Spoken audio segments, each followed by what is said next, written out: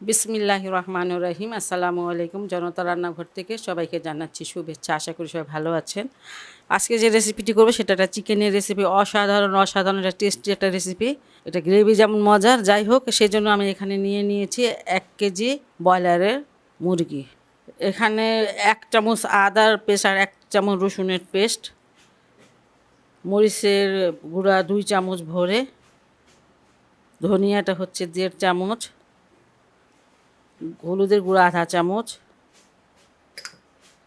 আর এখানে কিছুটা গরম মশলা আছে, একটা ছোটো তেজপাতা, আর এই যে এরকম 4টা স্টিক দারুচিনির, এলাচ দানা এখানে 5টা। এখানে জিরার গুঁড়া সেটা 1 চামচ, এটা ভাজা জিরার গুঁড়া। এখানে দই আছে, এখানে 3-4 চামচ টক দই দিয়ে দিলাম। আর এখানে আমি 250 গ্রাম মানে কাঁচা পেঁয়াজটা কুচি করে কেটে তারপর বেরেস্তা করে নিয়েছি। আর এটা তো অবশ্যই বেরেস্তা দেওয়া লাগবে, আর সেটা দিয়ে দিচ্ছি কিছুটা। এখানে সবটা এখানে দিব না, পরে দিব। দিয়ে দিলাম স্বাদ অনুসারে লবণ দিয়ে দিলাম, আর 1 টেবিল চামচের মতন দিয়ে দিলাম তেল। এটা যে তেলটা বেরেস্তা করেছিলাম সেই তেলটাই। আর সব কিছু এখন মেখে নিব। চিকেনটাকে আগে ভালো করে ধুয়ে তারপরে ঝরিয়ে নিতে হবে পানিটা, পানি যেন না থাকে সেদিকে খেয়াল রাখতে হবে। এখানে 5-6টা কাঁচামরিচ দিয়ে দিচ্ছি, সেইগুলো একটুখানি ভেঙে ভেঙে, সময় থাকলে হয়তো 20 মিনিট বা আধা ঘন্টা একটু মানে রেস্টে রেখে দিতে পারেন, কিন্তু সময় না থাকলে অসুবিধা নেই। ব্রয়লারের মুরগি তো হয়ে যায় খুব তাড়াতাড়ি। এটা আমি এক সাইডে সরিয়ে দেখছি, এটা আমার মানে মাখাটা হয়ে গেছে। রান্নায় চলে আসলাম, আর এখানে আমি সেই বেরেস্তার তেলটাই এখানে এখানে 1/2 চামচ হচ্ছে মরিচের গুঁড়া আর 1/4 চামচ হচ্ছে হলুদের গুঁড়া। এটা আমি একটু ভেজে নিব কোনো পানি ছাড়াই। তেলটা আপনাদের নিজের পছন্দ অনুসারে দিয়েন। আর এখানে 4টা আস্ত রসুন আছে, সেটা দিয়ে দিলাম। রসুনগুলো এখানে একটু ফেলে দিয়েছি, সামনে থেকে একটু ফেলে দিয়েছি। রসুনগুলো একটু তেলে দিয়ে নেই।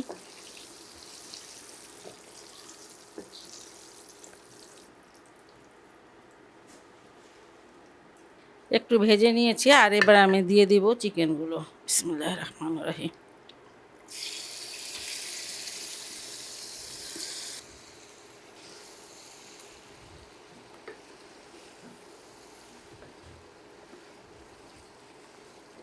খুব ভালো করে কষিয়ে নিতে হবে।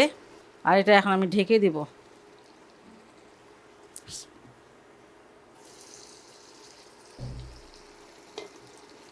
আমি এই চিকেনটাকে প্রায় 12 মিনিট কষিয়ে নিয়েছি। কষাতে কষাতে কোনো পানি ছিল না, তখন যে আমি ম্যারিনেট করেছিলাম সেটা কিছুটা মশলা ছিল, পানি ছিল, মানে পানি দিয়ে তারপর সেই পানিটাকেও দিয়েছি। খুব ভালো করে আপনার কষিয়ে নিতে হবে। এখন যে গ্রেভিটা মানে দেখা যাচ্ছে, এটা কিন্তু গরুর বা মানে মাটনের একটা ঘ্রাণ আসে, এত সুন্দর মশলাটা কষানো হয়েছে। যাই হোক, এখন আমি কিছুটা পানি দিয়ে দিব। আপনারা কিন্তু খুব ভালো করে কষিয়ে নেবেন, আবারও বলছি, তাহলে কালারও সুন্দর হবে আর খেতেও অনেক ভালো লাগবে। এখানে আমি 250 গ্রাম পানি নিয়ে নিয়েছি, পুরোটাই দিয়ে দিব।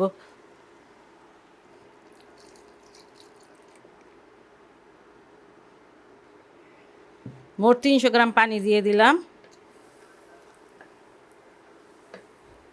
বলক আসা পর্যন্ত আমি এটা ঢেকে দিলাম। 5 মিনিট পর আমি আসলাম।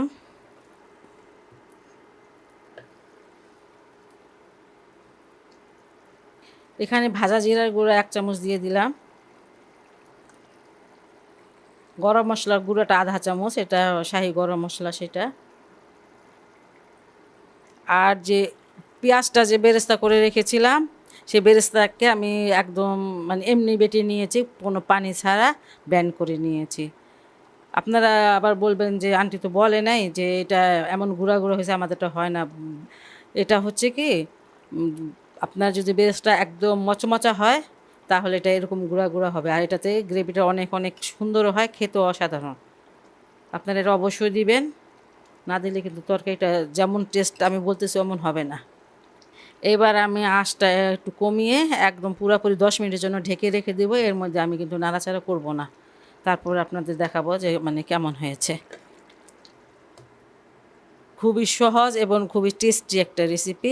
ঘরে যা মশলা আছে সেটা দিয়ে হয়ে যায়, শুধু পেঁয়াজটা বেশি লাগে। যাই হোক, আপনারা বাসায় এটা অবশ্যই ট্রাই করবেন। আর যদি ভালো লাগে আমার এই রেসিপিটি, তাহলে অবশ্যই আমার চ্যানেলকে লাইক, কমেন্ট, সাবস্ক্রাইব করবেন। সবাই ভালো থাকুন, সুস্থ থাকুন, নিরাপদে থাকুন, এই দোয়া করি। আপনারা আমার জন্য দোয়া করবেন। আল্লাহ হাফেজ।